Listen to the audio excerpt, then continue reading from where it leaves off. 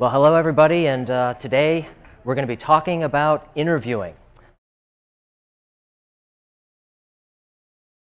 What will be the key for your success in the interview? And I'll give you a hint. If you're looking at the boards, P, R, E, P, preparation. You have to be prepared, and unfortunately, the mistakes that people make in an interview is because we've all been in a situation where we've gone into an interview and they may ask a question that we're not really prepared for. We get nervous, and at the end of the interview we think, oh wow, I wish I would have said this, or I wish I would have said that. And really the key to being successful in an interview is being prepared.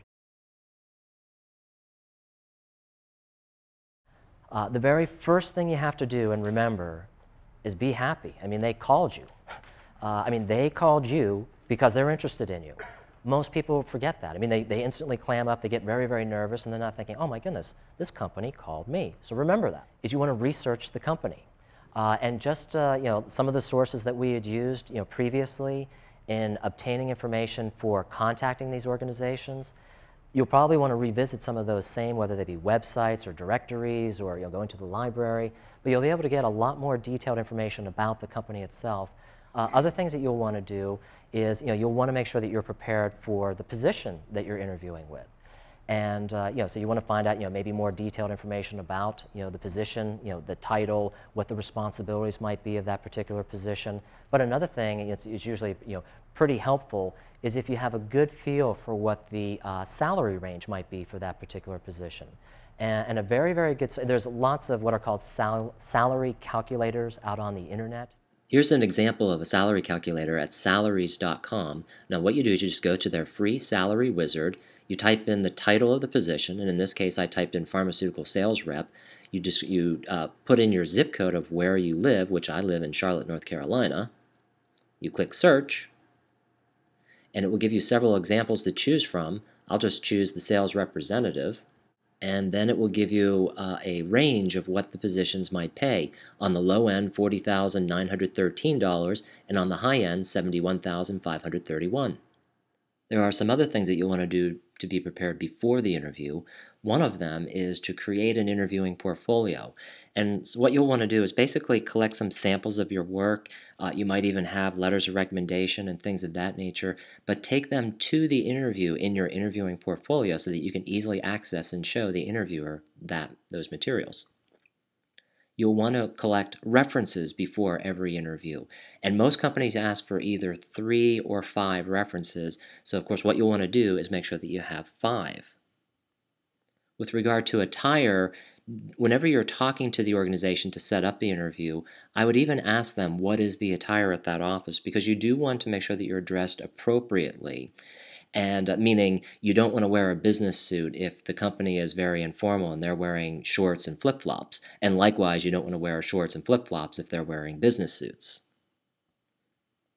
For directions and travel, and once again, before the interview, I would actually ask them on the phone for directions to their location.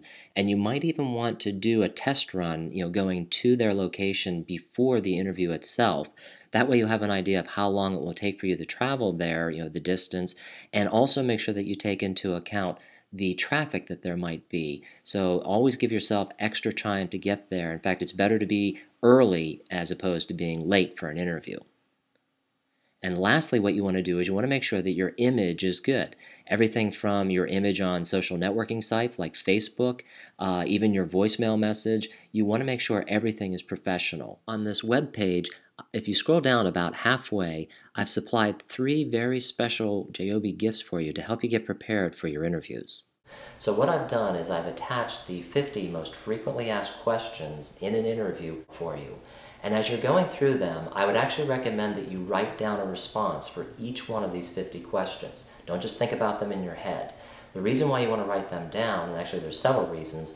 One, you'll tend to be much, much more concise and direct. And of course, in an interview, you don't want to ramble on and on and on. So once again, you want to be concise. Secondly, by writing them down, you tend to remember them better. So of course, that will help you be prepared for the interview.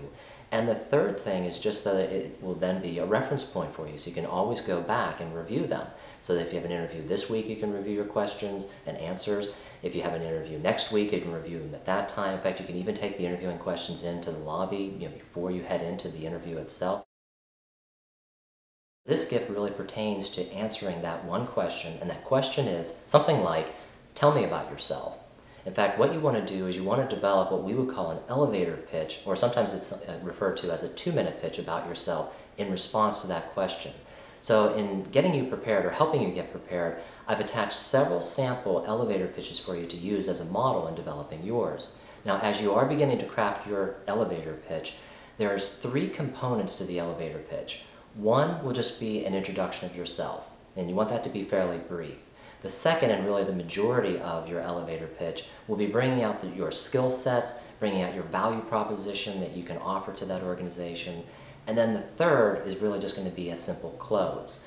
And as you're closing in your elevator pitch, you always want to bring the benefit back to the company. So you want to say something like, I've had a background of accomplishment and achievement with every organization I've worked with, and I now look forward to offering that to a firm like yours. This gift is really to help you convert the interview to an offer. And it's amazing to me, with 20+ years of experience helping people find jobs, how few job seekers actually implement this very simple task. And that simple task is writing a thank you note for each one of your interviews. So what I've done is I've attached several sample thank you notes that you can utilize. Once again, hopefully that will help you convert the interview to an offer. Now, that's just ramping us up to getting you to the interview. And now, during the interview, there's some things, of course, that we have to maintain too. The very first thing, and it's really an attitude adjustment, most job seekers go in, once again, very, very nervous. They're very, very hopeful. Oh, I want to get this position. You have to, once again, change your attitude completely. You want to go in as a problem solver, not as a job applicant. You're not there to beg them for a job. You are there to solve their problems. And you want to have that kind of confidence and swagger. I mean, you don't want to be arrogant, but you want to go into the interview knowing that you are there to help them solve their problems. Another thing you have to remember, and I actually stole this from Disney Corporation. Anybody who's working for Disney, when you're out and about, you are quote unquote on stage. And you want to remember that yourself whenever you're going into an interview. Once you pull up to the property of that organization, you are on stage. And it's absolutely amazing. I mean, you want to be, I mean, when you get out of your car, I mean, you are in the interview. When you're walking to the elevator, when you're going into the office, when you're sitting in the reception area, you are absolutely on stage.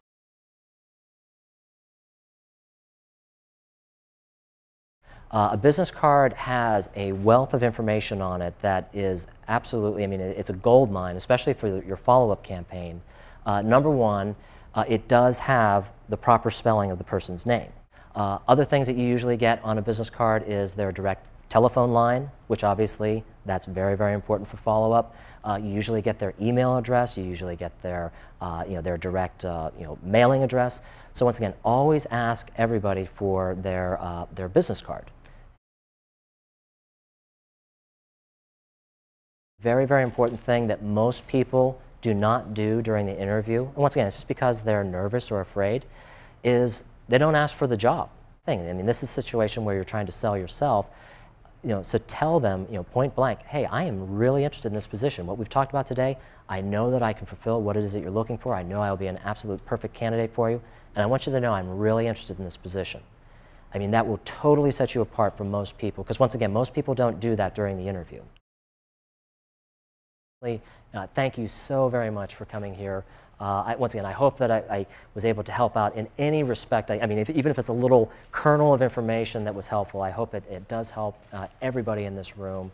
And of course, I will be here afterwards if you have any additional questions.